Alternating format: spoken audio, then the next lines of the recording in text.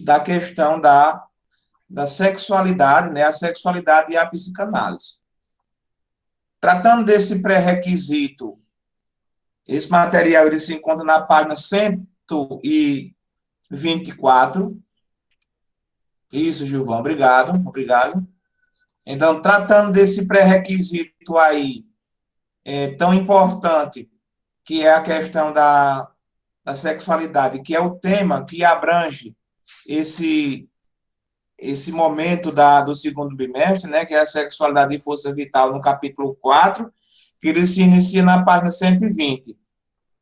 E nós continuamos na página 124, dando a continuidade de acordo com o que a gente já viu, e aí a gente vai perceber, justamente agora, a partir da página 124, os pensadores de destaque para esse momento, né, para esse tema, para essa temática.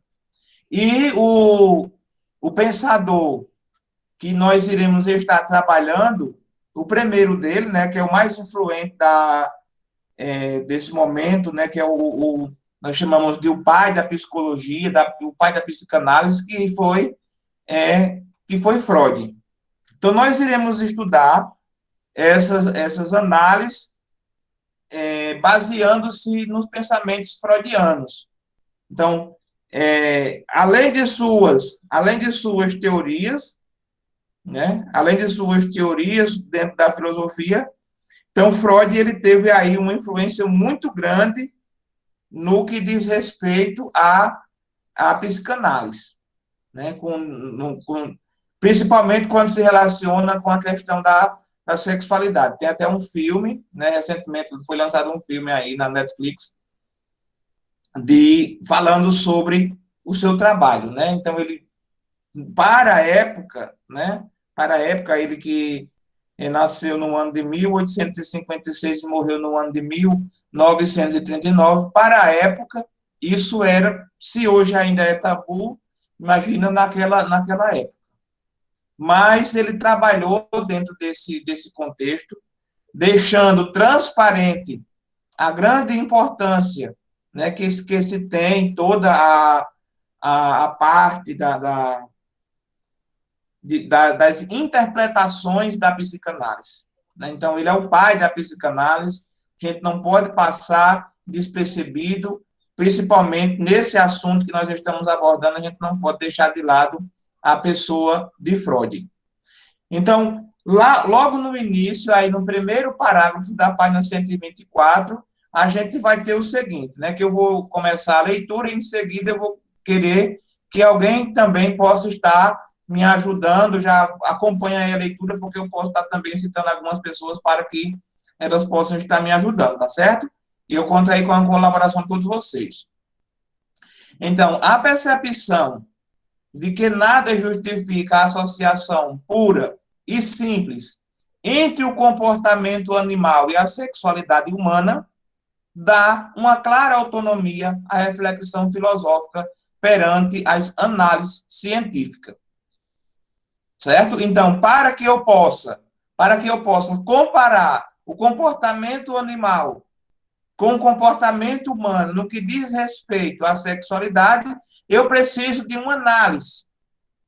Eu preciso de um estudo aprimorado para que eu possa compreender essas ferramentas, né? Para que eu possa compreender toda essa movimentação no que diz respeito a esses desejos, né? Por instinto, né? Porque aí, em alguns momentos, né, alguns pensadores comparam esses instintos também irracional com os comportamentos racionais.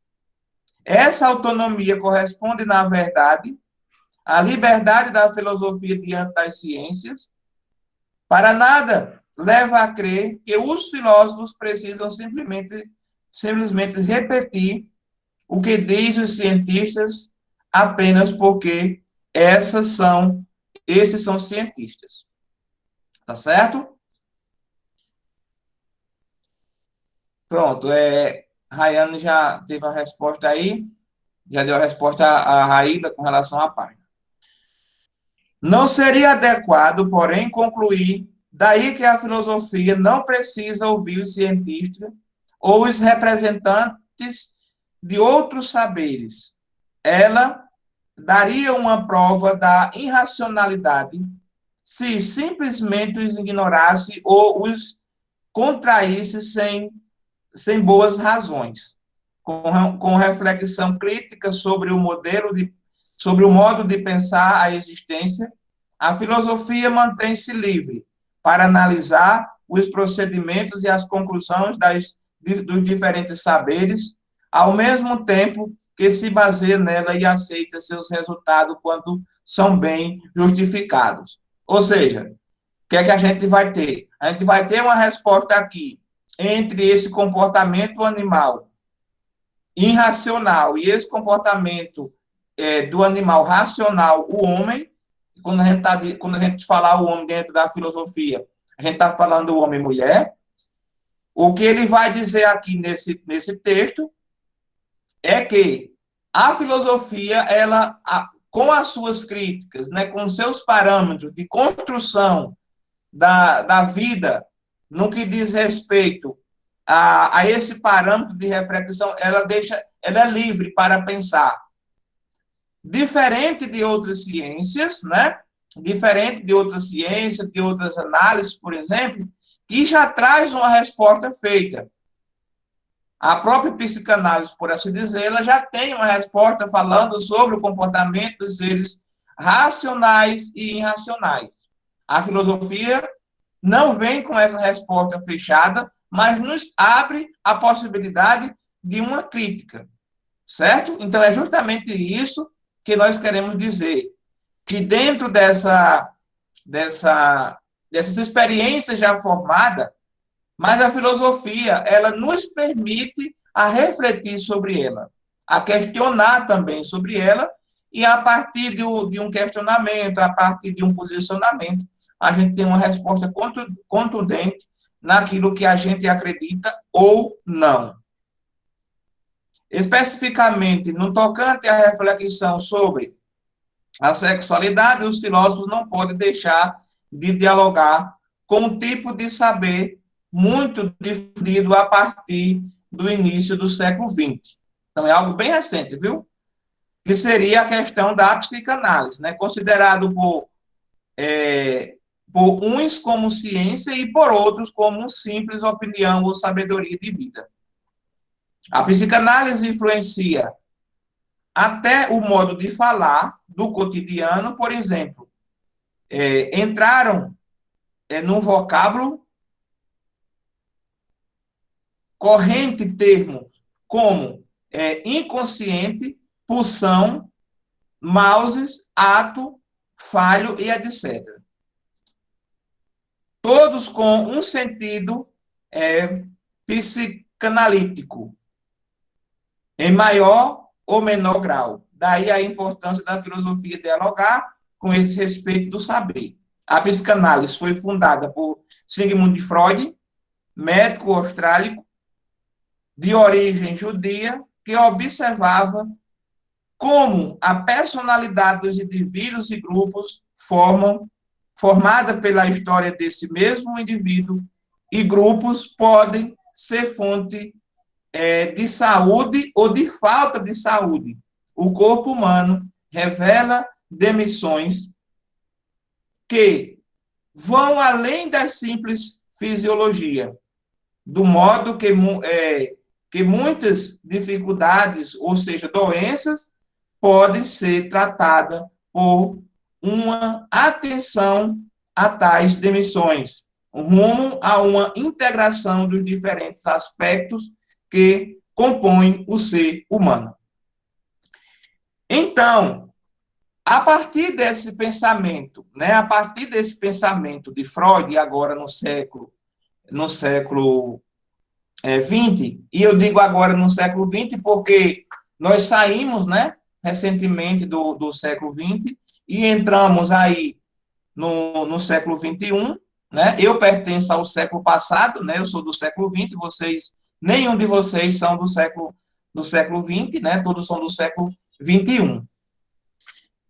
E então, gente, o comportamento, né, de algumas pessoas, ele é comprometido através desses parâmetros sexuais. Através da psicanálise, foi analisado que alguns comportamentos eles são afetados mediante a essas construção psicanalítica, tá certo? Então, eu gostaria que vocês, né, 40, nós temos 40 estudantes aqui nessa aula, e eu gostaria de pedir e falar uma coisa a vocês. Nós precisamos nos focar nas nossas aulas, nos focar nos nossos estudos, porque, afinal de contas, nós estamos aí no penúltimo ano da conclusão do ensino médio. Então, não é a hora mais para a gente deixar um assunto desse tão propício passar despercebido. A gente tem que nos concentrar mesmo com mais dificuldade, mas a gente precisa estar a par dessas questões, né? Então, queria fazer uma observação. Por exemplo, um comportamento que acontece lá no livro, né? No livro O Espelho da Alma, por exemplo, é assim, a mulher, né, não é um spoiler do livro, mas é só um breve parâmetro da psicanálise. A mulher, ela tem uma depressão pós-parto. Então, eu acredito que algum de vocês já tinham visto alguma coisa no livro, ou visto o livro, lido o livro.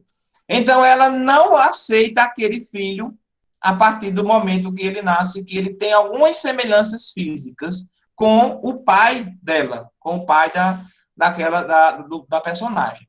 Então, ela começa a ter uma aversão, né? Um receio, um desprezo por aquela criança. Então, a criança ela é abandonada. Por que a criança é abandonada? A criança é abandonada porque, dentro da construção da psicanálise daquela mãe, primeiro, ela não está preparada para que esse filho venha ao mundo, para que ela, a partir daí, seja mãe, e, sobretudo, as semelhanças físicas daquela criança faz referência negativa ao pai. Por quê? Porque ela já tinha uma construção em sua psicanálise da questão afetiva do pai, que era extremamente negativa. Tá certo? Então, a partir dessa lógica, a partir desse princípio, claro, né, foi feito um estudo, e esse estudo traz essa grande negatividade da vida conturbada que teve o personagem. Então, para que fazer referência ao livro O Espelho da Alma nessa aula de hoje? Nós estamos tratando de uma questão da psicanálise. Para a construção do livro, foi feito um trabalho de psicologia, inclusive com psicólogos, tratando desta temática que o livro iria abordar. Então, por exemplo, o que é que a gente está vendo aqui também agora, nessa leitura? É que o comportamento nosso, às vezes até algumas doenças psicológicas, né, psicossomáticas, etc., elas estão presentes em nossas vidas mediante algumas expressões vividas quando nós estávamos desenvolvendo os nossos afetos ou até mais tarde, né? E aí são os contextos dos traumas, né? Que a gente vai trabalhar também a questão de um trauma que ele é muito presente, né? Que é os complexos, né? Dentro desses complexos nós temos o mais famoso, que é o complexo de Édipo. O complexo de Édipo, ele tem uma aparente, né? Ele tem uma aparente e presença, composição da unidade do menino, né? Do menino com a mãe e da menina com o pai. Então, se entende psicologicamente que ambos são um casal e que têm aversão ao cônjuge. Ou seja, em alguns casos, o menino ele pode ter uma aproximação com a mãe, e aí ele tem aquela mãe como se ela fosse a esposa dele, né, o par dele, e tem a versão o pai, porque é uma versão de ciúme, certo? É uma versão de ciúme. Então, começa ali a ter os complexos. Se não tratado, se não cuidado, esse ciúme ele vai sendo expandido, vai causando um transtorno muito grande, prejudicial para o casal e, sobretudo, para esse filho que está ali infiltrado na família, né? Que infiltrado não seria a palavra, mas que faz parte da família. Alguns complexos desses, eles são mais visíveis. Dentro da construção da psicanálise, todos nós, né, somos influenciados, mais ou menos, né, mas nós temos aí uma influência muito grande da formação da psicanálise, né, dentro da psicanálise. Algumas pessoas vão perceber essas questões, às vezes, percebendo pelo lado negativo, se isso está trazendo para esta pessoa alguma dificuldade, ela vai procurar um psicólogo, isso é fácil de resolver. Em outros momentos, essa parte aí fica mais escondida. Então, a pessoa não vai percebendo e aquilo vai se prolongando ao longo da vida. Por exemplo, você pode casar-se e não ser uma pessoa feliz porque não se identificou com aquela pessoa a qual está casada, né? Ou casou sem gostar. Isso acontecia principalmente antigamente porque os casais eram forçados a casar-se. E aí não eram felizes, né? Principalmente sexualmente falando. Então, esses fatos, né, fazem ligações dentro do comportamento da psicanálise. Não sei se vocês estão entendendo o que a gente quer dizer. Então, especificamente falando da sexualidade, Freud logo percebeu que o prazer e a reprodução não coincidem, certo? Não coincidem. De acordo com ele, é preciso até separar o conceito de sexual do conceito genital, pois o prazer sexual pode ser obtido por meio de estimulação do corpo, e não apenas dos órgãos genitais. Às vezes, um aperto de mão ou um toque nos cabelos excita mais que a estimulação do aparelho reprodutor, certo? Então, é um toque, é um afeto, é um gesto, estimula a pessoa em algumas vezes mais do que o ato sexual em si. Então, dentro da psicanálise freudiana, ele vai dividir, né, ele vai ser o pai da psicanálise, que vai trabalhar justamente essa divisão da sexualidade como contexto biológico e com contexto de prazer. Pelo contexto biológico, é aquela questão que eu sempre estou repetindo nas aulas, a perpetuação da espécie, biologicamente falando. Mas essa questão de perpetuar a espécie, né, através da reprodução, isso é por parte, né, sobretudo, dos seres irracionais. Para os seres humanos, se tem a compreensão de que o ato sexual é um prazer, além da reprodução. Por quê? Porque somos seres pensantes. Então, dentro desse comportamento de seres pensantes, Freud vai dividir em dois contextos, né? A questão da reprodução e a questão do prazer, certo? Então, nem todos os prazeres sexuais levam à reprodução. E nem toda reprodução traz também esse prazer, certo? Então, é justamente isso que ele gostaria de apresentar. Lá no segundo parágrafo da página 124, eu gostaria que alguém continuasse para mim, por favor.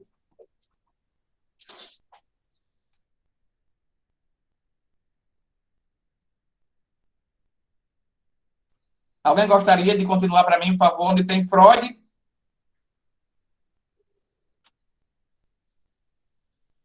Maele, Aristides, Nicole, Eu não vou ler Emerson, porque eu tô tomando café. Já já eu leio, certo?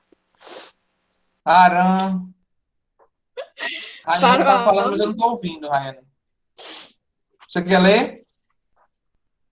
Para aonde? Seria o primeiro parágrafo da página 124, na segunda coluna, tem Freud. Sim. Freud contrariava não apenas a concepção científica que associava sexualidade e prazer genital, mas principalmente a crença de que a sexualidade aparecia no ser humano apenas durante a puberdade. Nesse ponto, a observação de Freud operou uma verdadeira revolução, pois ele concluía que a sexualidade ocorre em todas as idades.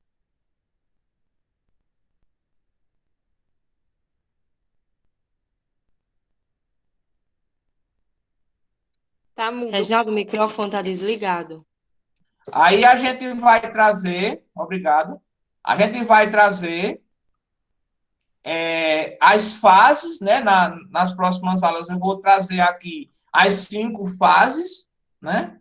A fálica, a genital, a anal, né? E a oral, né? Todas aquelas fases que não tem nada a ver com o que a gente entende, né?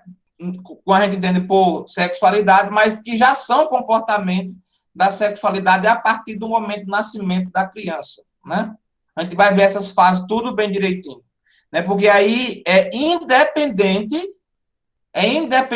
da idade do ser humano para essa questão da sexualidade. A puberdade, né? Essa questão da puberdade, ela vai ser aquilo que é mais visto pelos seres humanos, porque é a partir da puberdade que se entende que os seres humanos já têm a condição de se reproduzir, né? Mas Freud vai trazer elementos contundentes para mostrar que não, né? Que a gente não vai se permitir somente a entender a sexualidade com o pretexto da puberdade, mas que antes disso e até depois se tem aí algo muito presente e que a gente às vezes passa despercebido, que a gente não conhece.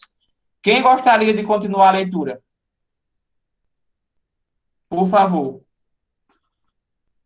Tá certo, Denise. Mais alguém, gente, gostaria de continuar a leitura?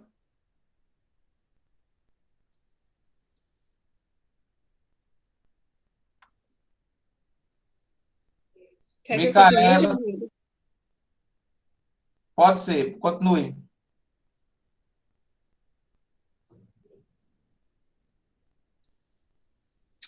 Com efeito, Freud iniciou seu trabalho como médico especialista do sistema nervoso, neurologista. Entre seus pacientes, algumas mulheres eram diagnosticadas na época como portadoras de neurose histérica, isto é, um grande sofrimento interior, da ordem da perturbação das ideias e das emoções, que as pacientes manifestavam por meio de sintomas corporais, dramatizando a expressão de suas emoções e chamando exageradamente a atenção com atitudes e gestos desproporcionais, misturando a realidade com dados imaginários e não conseguindo distingui-los, sentindo-se agredidas pelos outros, mesmo quando não havia agressão, exagerando a importância dos fatos, etc.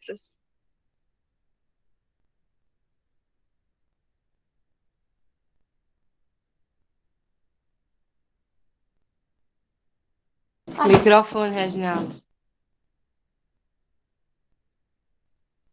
Obrigado. Tais sintomas eram tratados no tempo de Freud como meras perturbações neurológicas, quer dizer, resultado de um mau funcionamento do sintoma nervoso. Freud observa, porém, que todos os seus pacientes classificadas como portadoras de neurose, né, histórica, diziam ter sido seduzidas sexualmente quando criança, por alguém próximo a elas. O pai, a mãe, o avô, a babá, ou outras pessoas do ciclo familiar. E que essas lembranças lhe causavam sofrimento. Com base nessas queixas, Freud tentou entender a neurose histérica, como o efeito da sedução sexual vivida na infância. Ele se deu conta ainda de que alguma das suas pacientes não tinha sido realmente seduzida. Elas viviam uma fantasia, mas a fantasia não tornara menos forte o sofrimento. Independentemente da sedução ter acontecido ou não, havia a lembrança de uma sedução sexual e isso levava a sofrer. Freud conclui, então, que as pacientes tinham vivido a sedução realmente de maneira sexual, ou se tinha interpretado como sexual alguma outra atitude por parte dos adultos. Isso mostra que elas viviam a sexualidade desde pequena. Em vez de começar na puberdade, a sexualidade caracterizaria o ser humano desde o seu nascimento. Elas deixavam, então, de ser entendida como simples satisfação obtida com estímulo dos órgãos genitais, despertado na puberdade, e passava a ser concebida como modo humano de ser, em busca constante de satisfação e de prazer durante toda a fase da existência. Vocês vão achar isso isso interessantíssimo, principalmente na primeira fase, que é ali a fase oral. Que a fase oral, o prazer da criança se dá através de mamar, de morder, de chupar, entendeu? E que essa fase, ela tem uma idade para cada fase dessa, que são 5, tem uma idade, mas que algumas pessoas não conseguem se distanciar desses prazeres, que já é entendido como os prazeres sexuais. Não prazeres sexuais do ato sexual. Mas, por exemplo, tem pessoas que vício de chupar dedo. A criança vai para a escola e mordeu lá o colinha. Então, mordeu não é porque aquela pessoa é má, mas ela ainda está na fase oral, da questão de sentir prazer em morder. Certo? Com o intuito de oferecer uma explicação científica da sexualidade, Freud descreve a busca da satisfação e do prazer em termos de pulsões e de impulso que movem os indivíduos. Essa temática é bastante complexa no conjunto da obra de Freud e os efeitos variam bastante. No entanto, é possível resumi-la dizendo que na fase intermediária do seu trabalho, Freud identifica a pulsão da vida ou a tendência a conversar, a existência e dar razão a tudo o que satisfaz, como a reprodução da espécie, a realização de si, a melhoria dos comportamentos, etc. Já na terceira fase do seu pensamento, principalmente com a obra Além do Princípio do Prazer, né, escrita por Freud, lá no ano de 1920, ele contrapõe a pulsação da vida, à pulsação da morte, ou o impulso de realizar completamente a busca de satisfação, pondo fim a ela e chegando a um repouso, que só é possível na morte, a ausência da busca de satisfação. Pronto, aqui eu já vou dar uma pausa. A busca de satisfação aqui, né, é o seguinte: segundo Freud, essa busca de satisfação, essa busca de prazer, só vai deixar de existir quando você morre. Certo? Então, vamos lá. Vamos aí fazer as devidas medidas, para que a gente não fique perdido. Quando a gente está dizendo que esses prazeres, eles acontecem até a morte, então a gente vai entender que o prazer não deve ser ligado ao contexto sexual propriamente dito. Mas essas fases, ela vai nos prevalecer até o fim da nossa existência. O princípio de prazer. Certo? Então, nós temos aí todas aquelas fases.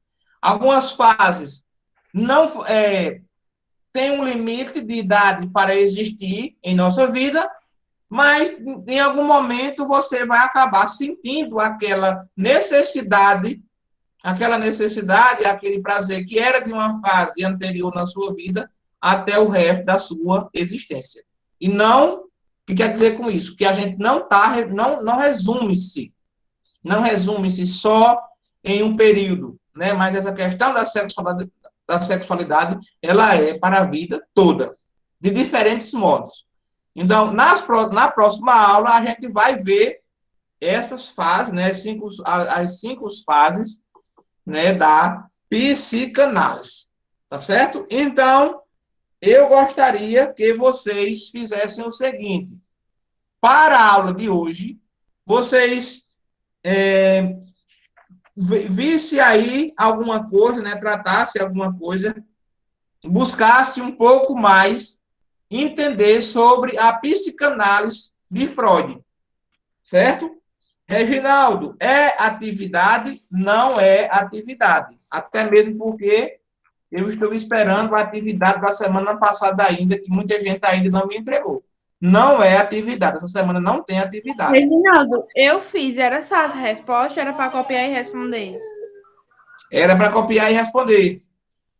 No caderno. Eita, eu vou ter que refazer. Tranquilo, mas dá tempo ainda, certo? Até então, a gente. atividade hoje, professor. Então, essa semana,